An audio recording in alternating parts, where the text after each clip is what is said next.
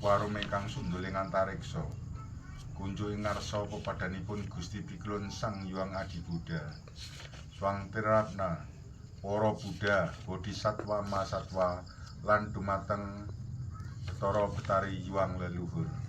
Om Amprasada Stahiti Sarira Atwaya Suci Nirmalaya Namah.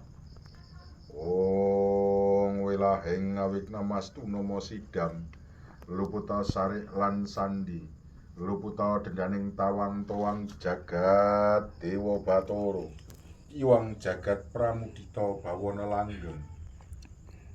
Ingsun prasetya panetepan utagama kang jumeneng suksma sejati kang ana ing telenging ati kang dadi lajering jagat raya kang dadi pancering urip madhep marang Betara Hyang Buddha.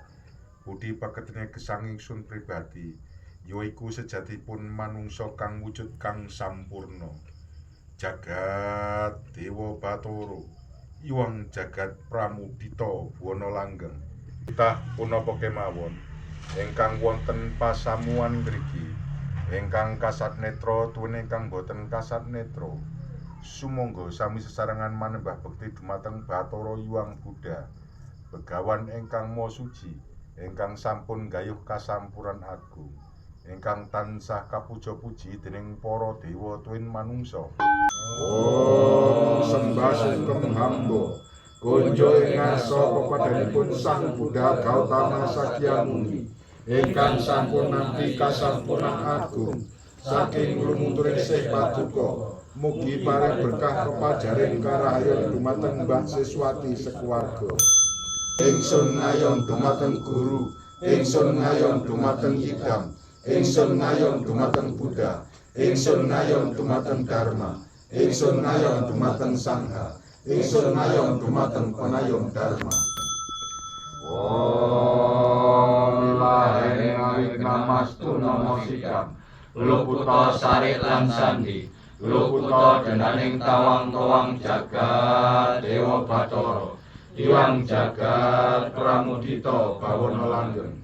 Sang Hyang Guru Jagat Kamurbawana Sesa Utama Sang Hyang Guru Jagat Kamurbawana Sesa Utama Sang Hyang Guru Jagat Kamurbawana Sesa Utama Sang Hyang Guru Jagat Kamurbawana Sesa Utama Sang Hyang Guru Jagat Kamurbawana Sesa Utama Sang Hyang Guru Jagat Kamurbawana Sesa Utama Sang Hyang Guru Jagat Kamurbawana Sesa Utama Sang Hyang Guru Jagat Kamurbawana Sesa Utama Sang Hyang Guru Jagat Kamurbawana Sesa Utama Sang Hyang Guru Jagat Kamurbawana Sesa Utama.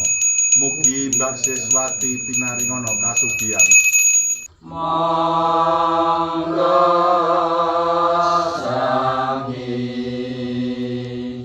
paring dana kanthi legalila udadan alam sana